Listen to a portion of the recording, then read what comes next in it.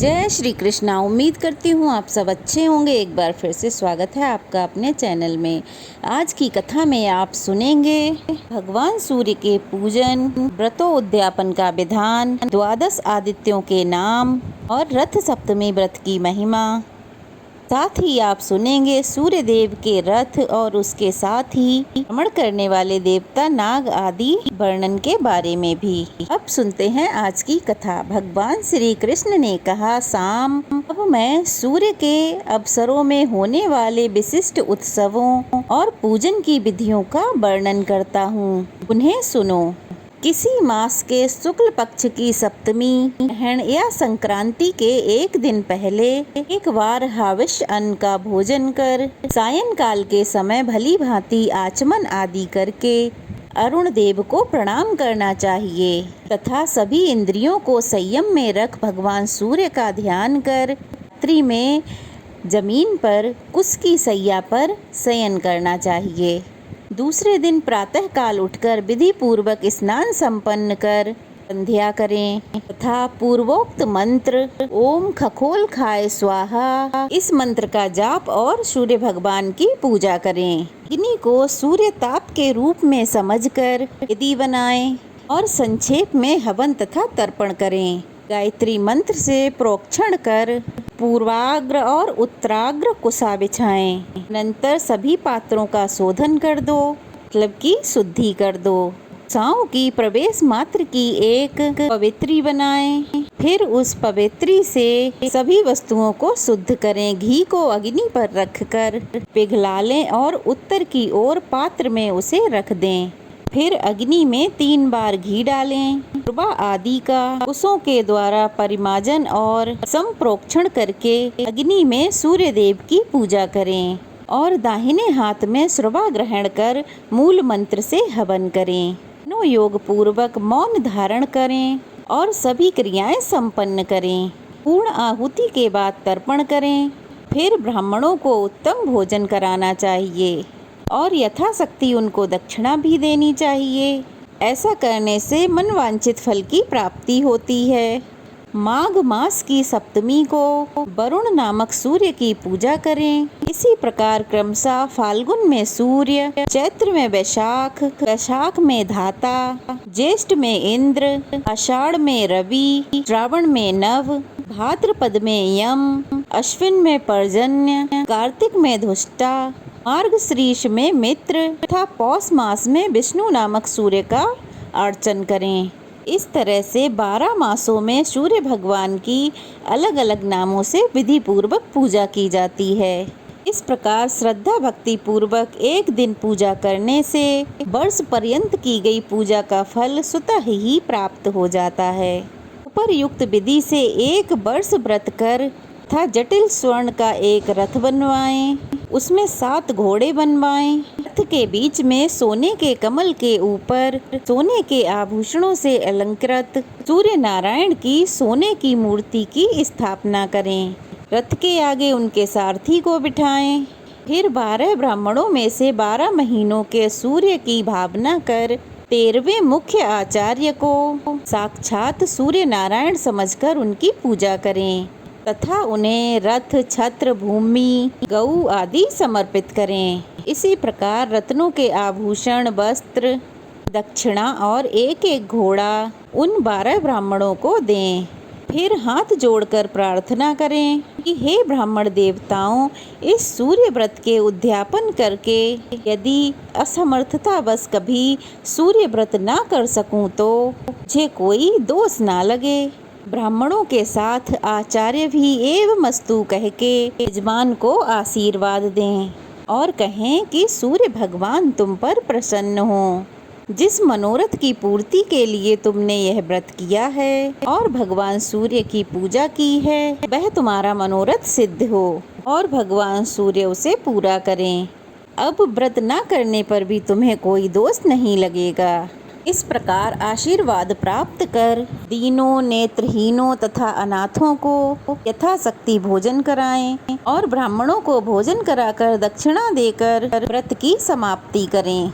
जो व्यक्ति इस सप्तमी व्रत को 1 वर्ष तक करता है वह 100 योजन लंबे चौड़े देश का धार्मिक राजा होता है और इस व्रत से 100 वर्षों से भी अधिक निष्कंटक राज्य करता है। जो स्त्री इस व्रत को करती है वह राजपत्नी होती है, अर्थात राजा की पत्नी होती है। निर्धन व्यक्ति इस व्रत को यथा विधि संपन्न कर बतलाई गई विधि अनुसार तांबे का रथ ब्राह्मणों को देता है तो वह 80 योजन लंबा चौड़ा राज्य प्राप्त कर लेता है। इसी प्रकार आटे का रथ बनवाकर दान करने वाला 60 योजन विस्तृत राज्य प्राप्त कर लेता है। वह चिरायु, निरोग और सुखी रहता है। इस व्रत को करने से पुरुष 1 कल्प तक सूर्य लोक में निवास करने के बाद राजा होता है। यदि कोई व्यक्ति भगवान सूर्य की मानसिक आराधना भी करता है तो वह भी समस्त आदि व्याधियों से रहित होकर सुख पूर्वक जीवन बिताता है। जिस प्रकार भगवान सूर्य को कोहरा स्पर्श नहीं कर पाता, उसी प्रकार मानसिक पूजा करने वाले साधक को किसी प्रकार की आपत्तियां स्पर्श नहीं कर पाती। यदि किसी ने मंत्रों के द्वारा भक्ति पूर्वक विधि विधान से व्रत संपन्न करते हुए भगवान सूर्य नारायण की आराधना की तो फिर उसके विषय में तो कहना ही क्या। इसलिए अपने कल्याण के लिए भगवान सूर्य की पूजा अवश्य ही करनी चाहिए।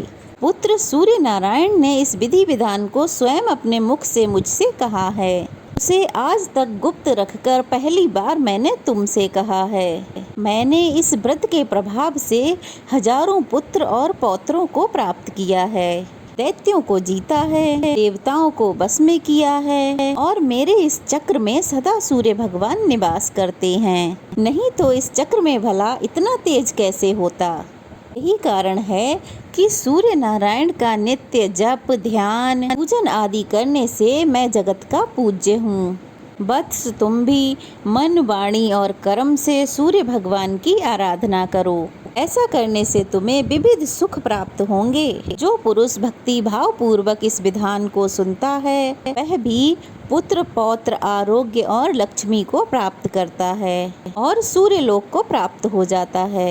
तब भगवान कृष्ण कहने लगे, शाम्ब, माघ मास के शुक्ल पक्ष की पंचमी तिथि को एक भुक्त व्रत और षष्ठी को नक्त व्रत करना चाहिए। कुछ लोग सप्तमी में उपवास करना चाहते हैं, कुछ विद्वान षष्ठी में उपवास और सप्तमी तिथि में पारण करने का विधान बताते हैं। इस प्रकार अनेकों मत इस बारे में हैं। वस्तुतः षष्ठी को उपवास कर भगवान सूर्य नारायण की पूजा करनी चाहिए। रक्त चंदन, करबीर पुष्प, उग्गल, धूप, पायन आदि नैवेद्यों से पाग आदि 4 महीनों तक सूर्य नारायण की पूजा करनी चाहिए। ज्येष्ठ मास सूर्य नारायण को समर्पित होता है। इस पूरे ही मास विधि विधान से भगवान सूर्य नारायण की पूजा करनी चाहिए। आत्म शुद्धि के लिए गौमय मिश्रित जल से स्नान, गौमय का प्राशन और यथाशक्ति ब्राह्मण भोजन भी कराना चाहिए। ज्येष्ठ आदि 4 महीनों में श्वेत चंदन,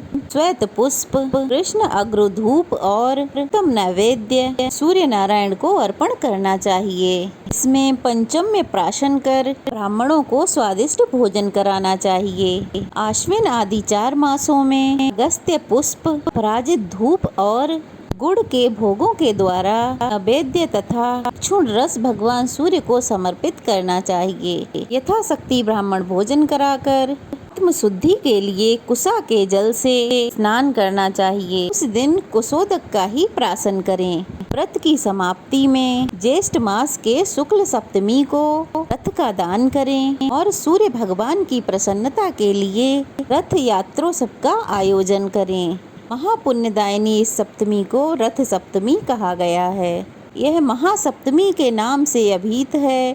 रथ सप्तमी को जो उपवास करता है वह कीर्ति, धन, विद्या, बुद्धि, पुत्र, आरोग्य, आयु और उत्तम कांति प्राप्त करता है। हे पुत्र, तुम भी इस व्रत को करो जिससे तुम्हारे सभी अभीष्टों की सिद्धि हो।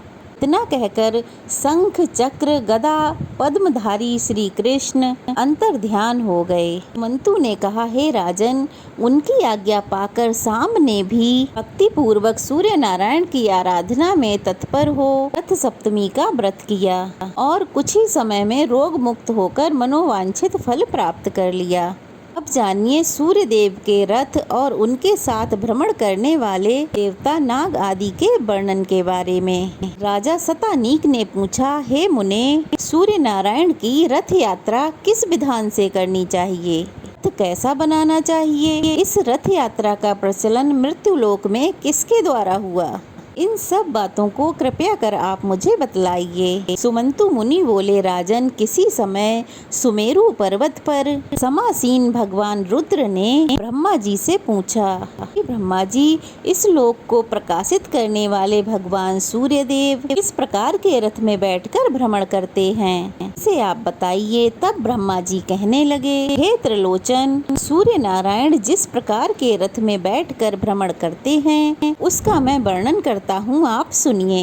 एक चक्र, 3 नाभि, 5 अरे तथा स्वर्णमयी अति कांतिमान 8 बंधों से युक्त और एक नैमी से सुसज्जित, इस प्रकार के 10,000 योजन लंबे चौड़े अतिशय प्रकाशमान स्वर्ण रथ में विराजमान भगवान सूर्य विचरण करते रहते हैं। रथ के उपस्थ से ईसा दंड 3 गुणाधि है, यही उनके सारथी अरुण बैठते हैं। इनके रथ का जुआ सोने का है।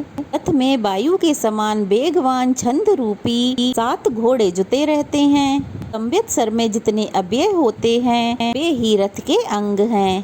तीनों काल चक्र की 3 नाभियां हैं। 5 ऋतुएं अरे हैं। छठी ऋतु नेमी है। दक्षिण और उत्तर ये 2 अयन रथ के उत्तर भाग हैं। मुहूर्त रथ के ईशु, कला सम्य, अष्टाय रथ के कोण, क्षण अक्षदंत, मेष रथ के कर्ण, ईशा दंड लव, रात्रि बरुथ, धर्म रथ का ध्वज, अर्थ और काम धुरी का अग्रभाग, मैत्री तिष्ठुक, जगती अनुष्ठुक, भ्रति तथा क्षणिक, यह 7 छंद 7 अश्व हैं। धुरी पर चक्र घूमता है। इस प्रकार के रथ में बैठकर भगवान सूर्य निरंतर आकाश में भ्रमण करते हैं। देव, ऋषि, गंधर्व, अप्सरा, नाग, ब्राह्मणी और राक्षस, यह सब सूर्य के रथ के साथ घूमते हैं और 2-2 मासों के बाद इनका परिवर्तन होता रहता है। धाता और अर्यम, यह 2 आदित्य, पुलस्त्य तथा पुलस्त्य नामक 2 ऋषि, खंडक बासुकी नामक 2 नाग, तुम्बुरु और नारद, यह 2 गंधर्व, क्रतु स्थला और कुंजिका स्थल, ये अप्सराएं, रथ कृस्त तथा थौजा, ये 2 यक्ष, हेती तथा प्रहेती नाम के 2 राक्षस, ये क्रमशः चैत्र और वैशाख मास में रथ के साथ चला करते हैं। मित्र तथा वरुण नामक 2 आदित्य, अत्रि तथा वशिष्ठ, ये 2 ऋषि तथा अक्षक और अनंत 2 नाग, मेनका तथा सहजन्या, यह 2 अप्सराएं, हाहा हूहू 2 गंधर्व, रथ स्वान और रथ चित्र में यह 2 यक्ष, पौरुषे और बद नामक 2 राक्षस, क्रमशः जेठ तथा आषाढ़ मास में सूर्य के रथ के साथ चला करते हैं। श्रावण और भाद्रपद में इंद्र तथा वेशवान नामक 2 आदित्य, अंगिरा तथा भृगु नामक 2 ऋषि, ऐलापण तथा शंखपाल, ये 2 नाग, ब्रह्मलोचा और तुंदुका नामक 2 अप्सराएं, भानु और दुर्दुर नामक गंधर्व, दर्प तथा बाइंग नामक 2 राक्षस, स्रोत और आपूरण नामक 2 यक्ष सूर्य के रथ के साथ चलते रहते हैं। आश्विन और कार्तिक मास में पर्जन्य और पूषा नाम के 2 आदित्य, भारद्वाज और गौतम नामक 2 ऋषि, चित्रसेन तथा वसुरुचि नामक 2 गंधर्व, विश्वाची तथा भ्रवाची नामक 2 सराएं, ऐरावत और धनंजय नामक 2 नाग और सेनाचित तथा सुसेन नामक 2 यक्ष, आक और बात नामक 2 राक्षस सूर्य रथ के साथ चला करते हैं। मार्गशीर्ष तथा पौष मास में अंशु तथा भग नामक 2 आदित्य तथा कश्यप और कृतु नामक 2 ऋषि, महापद्म और करकोटक नामक 2 नाग, चित्रांगन और अरणायु नामक 2 गंधर्व, साह तथा असह्या नामक 2 अप्सराएं, काष्ट और अरिष्ट नेमी नामक 2 यक्ष, आप तथा बात नामक 2 राक्षस सूर्य के रथ के साथ चला करते हैं। माघ फागुन में क्रमशः उषा तथा जिष्णु नामक 2 आदित्य, जमदग्नि और विश्वामित्र नामक 2 ऋषि, कादबे और कमलेश्वर नामक 2 नाग, धृतराष्ट्र तथा सूर्यवर्चा नामक 2 गंधर्व, तिलोत्तमा और रंभा नामक 2 अप्सराएं, सेनजीत और सत्यजीत नामक 2 यक्ष, ब्रह्मोवेद तथा यज्ञोवेद नाम के 2 राक्षस सूर्य रथ के साथ चला करते हैं। श्री ब्रह्मा जी ने कहा, हे रुद्रदेव, सभी देवताओं ने अपने अंश रूप से विविध अस्त्र शस्त्रों को भगवान सूर्य की रक्षा के लिए उन्हें दिया है। इस प्रकार सभी देवता उनके रथ के साथ साथ चलते हैं। ऐसा कोई भी देवता नहीं है जो रथ के पीछे ना चले। इस सर्व देवमय सूर्य नारायण के मंडल को ब्रह्मवेता, ब्रह्म रूप, याज्ञिक यज्ञ स्वरूप, भगवत भक्त विष्णु स्वरूप तथा शैव शिव स्वरूप मानते हैं। यह स्थान अभिमानी देवगण अपने अपने तेज से भगवान सूर्य को आप्लावित करते रहते हैं। देवता और ऋषि हर समय भगवान सूर्य देव की स्तुति करते हैं। गंधर्व गण गान करते हैं तथा अप्सराएं रथ के आगे नृत्य करती हुई चलती हैं। राक्षस रथ के पीछे पीछे चलते हैं। 60,000 बालखल्य ऋषिगण रथ को चारों ओर से घेर कर चलते हैं। देवस्पति और स्वयंभू रथ के आगे, भर्ग दाहिनी ओर, पद्मज बाईं ओर, पेड़ दक्षिण दिशा में, वरुण उत्तर दिशा में, बीतिहोत्र और हरि रथ के पीछे रहते हैं। रथ के बीच में पृथ्वी, मध्य में आकाश, रथ की कांति में स्वर्ग, ध्वजा में दंड, भुजाग्र में धर्म, ताका में रिद्धि वृद्धि और श्री निवास करती हैं। ध्वज दंड के ऊपरी भाग में गरुण तथा उसके ऊपर वरुण स्थित हैं।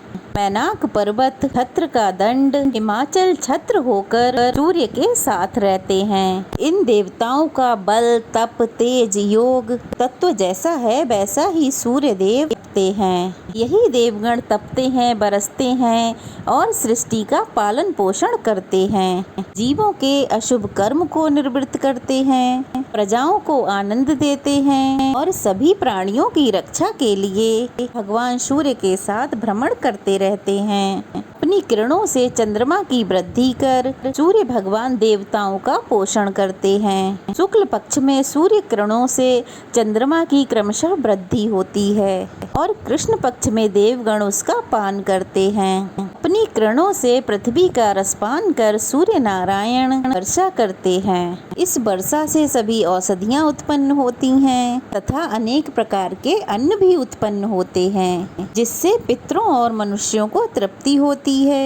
एक चक्र वाले रथ में भगवान सूर्य नारायण बैठकर एक अहोरात्र में 7 समुद्रों से युक्त पृथ्वी के चारों ओर भ्रमण करते हैं। एक वर्ष में 360 बार भ्रमण करते हैं। इंद्र की पूरी अमरावती में जब मध्याह्न होता है तब उस समय यम की पुरी में सूर्योदय होता है। वरुण की सुधा नामक नगरी में अर्धरात्रि और सोम की विभा नामक नगरी में सूर्यास्त होता है। संयमनी में जब मध्याह्न होता है तब सुखा में उदय, अमरावती में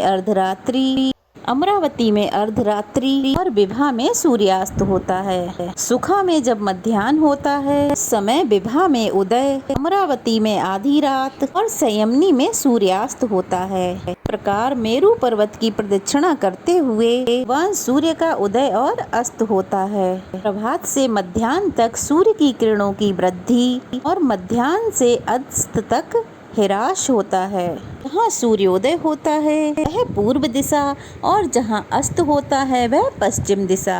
एक मुहूर्त में भूमि का 20वां भाग सूर्य लांघ जाते हैं। सूर्य भगवान के उदय होते ही प्रतिदिन इंद्र पूजा करते हैं। मध्याह्न में यमराज, अस्त के समय वरुण और अर्धरात्रि में सोम पूजन करते हैं। विष्णु, शिव, रुद्र, ब्रह्मा, अग्नि, वायु, नैऋदि, ईशान आदि सभी देवगण रात्रि की समाप्ति पर ब्रह्म बेला में कल्याण के लिए सदा भगवान सूर्य की आराधना किया करते हैं। जय श्री कृष्णा। आज का अध्याय यहीं समाप्त हुआ। आगे का अध्याय अगली वीडियो में आपको सुनने को मिलेगा, तो ज़रूर देखिएगा। और वीडियो अच्छी लगे तो कमेंट अवश्य ही करिएगा। तो फिर मिलते हैं। अगर नए हैं तो प्लीज़ चैनल को सब्सक्राइब कीजिए, वीडियो को लाइक शेयर और कमेंट ज़रूर कीजिएगा। फिर मिलते हैं, तब तक के लिए जय श्री कृष्णा। ओम सूर्य देवाय नमः।